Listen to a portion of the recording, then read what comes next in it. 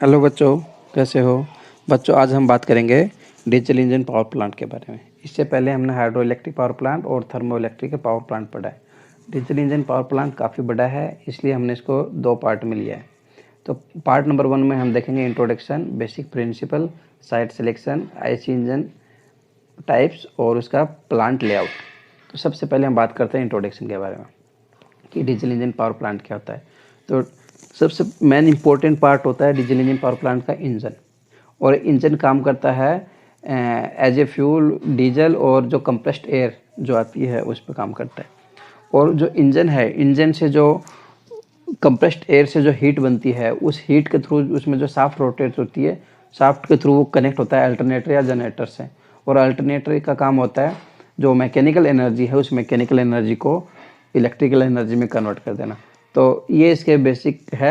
अब हम बात करेंगे इसका वर्किंग प्रिंसिपल। जैसे देखिए, हम बात करते हैं ये जो हमारा डीजल फ्यूल है, तो यहाँ पे अपन एज ए फ्यूल हम डीजल काम में ले रहे हैं। और ये जो डीजल है, जैसे ही हमने डीजल इंजन के अंदर हमने डाला तो उस कंडीशन में क्या होगा, ये जो डीजल फ्यूल है एक तरीके से केमिकल एनर्जी है।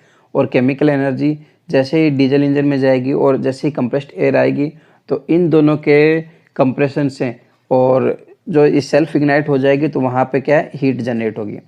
अब ये जो केमिकल एनर्जी है ये कन्वर्ट हो गई हीट एनर्जी में। और हीट एनर्जी से जो हमारी जो शाफ्ट है जो जनरेटर से कनेक्ट होती है, तो हीट एनर्जी जो है वो कनेक्ट हो जाएगी मैकेनिकल एनर्जी में और वो जाएगी जनरेटर के पास।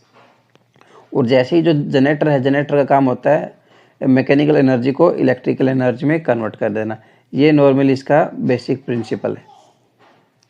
अब हम बात करेंगे selection of site for a diesel power station. यानी कि हमारे पास कोई भी डीजल पावर प्लांट हमको लेना है, बनाना है, तो उसके लिए सबसे बेसिक चीज़ होती है कि जो भी हमारा डीजल पावर प्लांट है वो लोड सेंटर के बिल्कुल पास होना चाहिए। इससे बेनिफिट ये मिलता है कि जो इसकी ट्रांसपोर्टेशन कॉस्ट है, जो डिस्ट्रीब्यूशन कॉस्ट है, जो ट्रांसमिशन कॉस्ट है, वो रिड्यूस हो जाती है। अब हम बात करते हैं कि point number 2, availability of land. यानी कि हमको कोई भी पावर प्लांट है अगर हमको स्टेबल करना है तो उस कंडीशन में क्या होगा, उस कंडीशन में ये होगा कि वहाँ की जो कॉस्ट है मिनिमम कॉस्ट होनी चाहिए। जो पावर प्लांट हम बना रहे हैं उसकी कॉस्ट कम से कम हो और इससे बेनिफिट ये मिलेगा कि जो इसकी इनिशियल कॉस्ट है वो कम बैठेगी, या फिर यूँ कह सकते हैं कि जो लोड सेंटर कॉस्ट है वो कम बैठेगी। इसके बाद बात करते हैं अवेलेबिलिटी ऑफ वाटर की। तो अवेलेबिलिटी ऑफ वाटर में क्या है कि जैसे ही हमारी इंजन है, इंजन में हीटिंग हो जाती है, उस हीटिंग को कूल करने के लिए जो हम वाटर यूज़ करते हैं, तो जो वाटर है वो सॉफ्ट वाटर होना चाहिए और वो इजीली अवेलेबल होना चाहिए। उसके बाद हम बात करते हैं फाउंडेशन के बारे में। फाउंडेशन में क्या होता है, हम सब जानते हैं कि जैसे जो डीजल इंजन होता है, डीजल इंजन में जैसे वो वर्किंग में आता है तो उसमें वाइब्रेशन स्टार्ट हो जाता है। तो उस वाइब्रेशन को कम करने के लिए हमको उसका बेटर फाउंडेशन होना ज़रूरी है। इसके बाद में हम बात करते हैं फ्यूल ट्रांसपोर्टेशन के लिए कि देखिए, जैसे हम जानते हैं कि जो भी हमारी माइंस वगैरह होती है, माइंस वगैरह से हमारा पावर प्लांट काफ़ी डिस्टेंस पे होता है। और उस डिस्टेंस को कवर करने के लिए या फिर उसको कनेक्ट करने के लिए हमारे पास ऐसी फैसिलिटी होनी चाहिए, या तो रोड होना चाहिए या रेल होना चाहिए या कुछ और ऐसी फैसिलिटी होना चाहिए जिससे कि हमको जो भी ट्रांसपोर्टेशन वगैरह है उसमें कोई हमको प्रॉब्लम नहीं आए। इसके बाद में हम अगला पॉइंट है हमारा लोकल कंडीशन। यानी कि इन फ्यूचर अगर सपोज हम हमारे पावर प्लांट को एक्सपेंड कर रहे हैं और एक्सपेंड करें तो उस कंडीशन में वहाँ पे क्या स्पेस का होना भी ज़रूरी है। अगर हमने पावर प्लांट लगाया और वहाँ पे आसपास में फिर स्पेस नहीं है तो हम हमारे पावर प्लांट को एक्सपेंड नहीं कर सकते। तो ऐसी साइट भी हमारे किसी काम की नहीं है। इसलिए जो भी हमारी साइट होगी उस साइट में कम से कम इतना स्पेस इजीली अवेलेबल हो कि इन फ्यूचर अगर हम कभी भी प्लान करें तो हम हमारी साइट को हम एक्सपेंड कर सकें। नेक्स्ट आता है नॉइज़ पोल्यूशन। हम सब जानते हैं कि जो भी पावर प्लांट वगैरह होता है उसमें नॉइज़ पोल्यूशन काफ़ी होता है। यानी कि जो भी हमारा साइट होगी जहाँ पे भी हम हमारा पावर प्लांट इंस्टॉल करेंगे वो नॉर्मल पॉपुलेशन एरिया से डिस्टेंस पे होना ज़रूरी है, जिससे कोई प्रॉब्लम नहीं है किसी को। अब हम बात करते हैं कि आईसी इंजन कितने टाइप का होता है। देखिए, आईसी इंजन डिफरेंट टाइप का होता है। हम बात करते हैं according to cycle of operation. Operation के अकॉर्डिंग हम बात करेंगे तो ये 2 टाइप का होता है, 2 स्ट्रोक होता है और 4 स्ट्रोक होता है। इसके बाद में हम बात करते हैं according to cycle of combustion. According to cycle of combustion अगर अपन बात करते हैं तो जिसमें आता है ऑटो साइकिल आता है, डीजल आता है, ड्यूल आता है। और ऑटो साइकिल में होता है जिसमें एज ए फ्यूल अपन पेट्रोल काम में लेते हैं, डीजल साइकिल जिसमें एज ए फ्यूल अपन डीजल काम में लेते हैं, और जो ड्यूल साइकिल होता है जिसमें अपन कांस्टेंट प्रेशर और कांस्टेंट वॉल्यूम दोनों कांस्टेंट होते हैं और उसमें काम करता है। अब आता है next 3 according to arrangement of cylinder. Horizontal हो गया, वर्टिकल, वी टाइप, रेडियल, यानी कि जो हमारे सिलेंडर की जो पोजीशन होगी उसके अकॉर्डिंग हम उसका नाम देते हैं। फिर आता है अकॉर्डिंग टू देयर यूज, जैसे कोई स्टेशनरी यूज होगा, पोर्टेबल यूज होगा, marine use, automobile use, arrow engine, यानी कि हम हमारे उस इंजन को अगर हम ऑटोमोबाइल में काम में ले रहे हैं तो ऑटोमोबाइल इंजन होगा। जैसे हम एक जगह कहीं हमने फिक्स कर दिया स्टेशनरी होगा तो वो स्टेशनरी होगा। जैसे हमारी शिप वगैरह होती हैं, ये जो मेराइन वगैरह होती है उसमें काम आ रहा है मेराइन इंजन हो गया। एरोप्लेन वगैरह में काम आता है वो एरो इंजन होगा। इस तरीके से क्या हम इसको हम क्लासीफाई कर सकते हैं। इसके बाद में आता है अकॉर्डिंग टू फ्यूल। अब हमारे इंजन में जैसे ऑयल इंजन है, पेट्रोल है, गैस है, कैरोसिन है, जो भी फ्यूल हम काम में लेंगे उसके अकॉर्डिंग उसका नाम हो जाता है। जैसे अगर हम बात करते हैं पेट्रोल इंजन काम में ले रहे हैं तो उसके अकॉर्डिंग वो हो जाएगा। जैसे नॉर्मली बोलते हैं पेट्रोल की गाड़ी जा रही है, गैस वाली गाड़ी जा रही है, तो उसके अकॉर्डिंग हम डिफाइन कर सकते हैं। इसके बाद में हम बात करते हैं according to the speed of the engine. कुछ इंजन की स्पीड है लो होती है, कुछ की हाई होती है, कुछ की मीडियम होती है। इस बेस पे हम लो स्पीड, मीडियम स्पीड और हाई स्पीड हम क्लासीफाई कर सकते हैं। अब हम बात करते हैं अकॉर्डिंग टू इग्निशन। कुछ नॉर्मली ये एसआई और सीआई इंजन होता है, यानी कि जिसमें स्पार्क होता है वो ऐसा इंजन होगा, और जिसमें कंप्रेशन इग्निशन इंजन है वो अपना सीआई इंजन होगा। और हम जैसे डीजल इंजन की बात कर रहे हैं तो डीजल इंजन में स्पार्क सिस्टम तो होता नहीं है, इस वजह से ये इसमें सीआई इंजन काम आता है। फिर है according to method of cooling. और मेथड ऑफ कूलिंग में एयर कूलिंग और वाटर कूलिंग दो मेथड काम में आते हैं। जिसमें कूलिंग एज ए एयर होती है वो एयर कूलिंग होगी, जिसमें कूलिंग एज ए वाटर होती है वो वाटर कूलिंग हो गई। अब आती है according to method of governing. इसमें hit and miss govern engine हो गई, क्वालिटी गवर्न इंजन हो गई, फिर क्वांटिटी गवर्न इंजन हो गई। इस तरीके से ये अपने 3 टाइप होती है।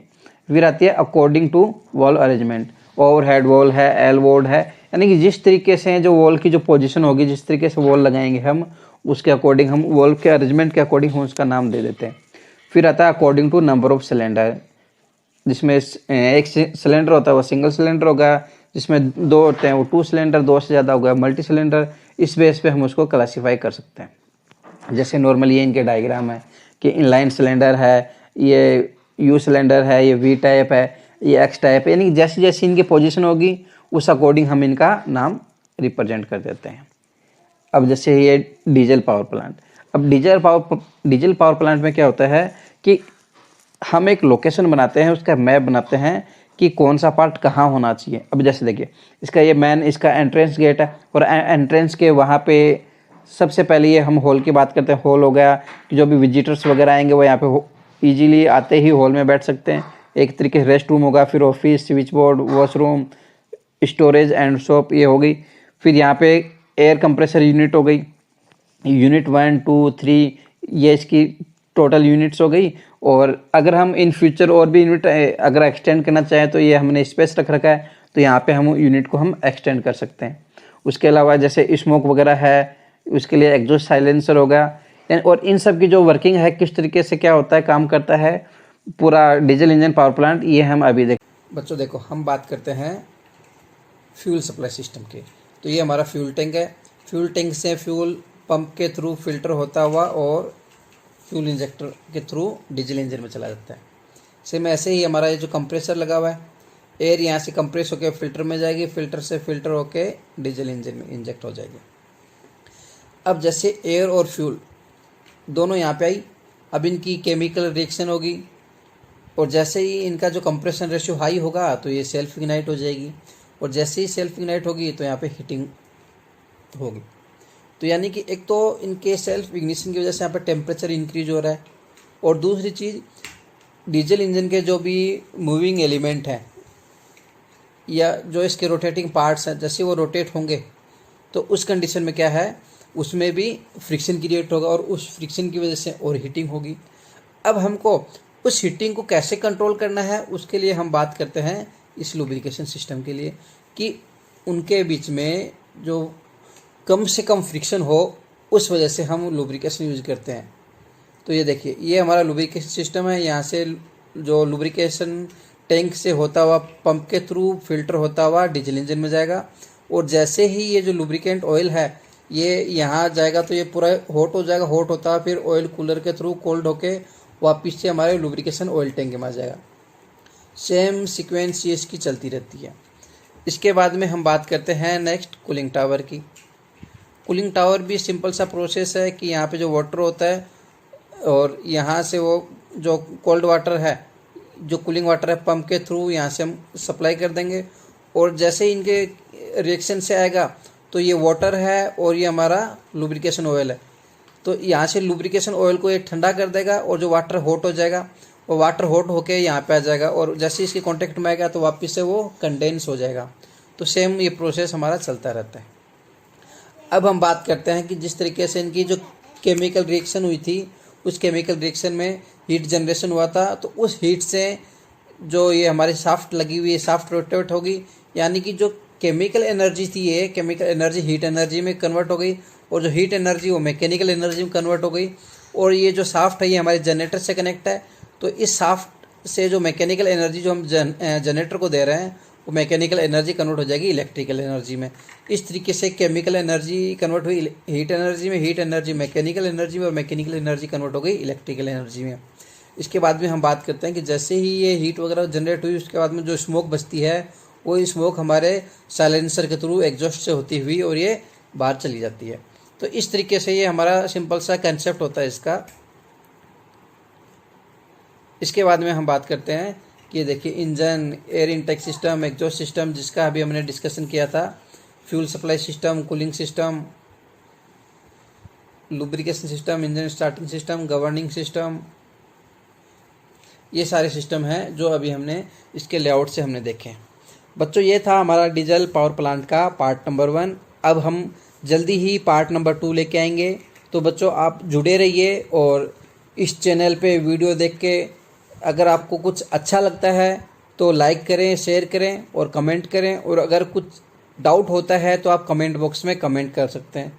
थैंक यू बच्चों।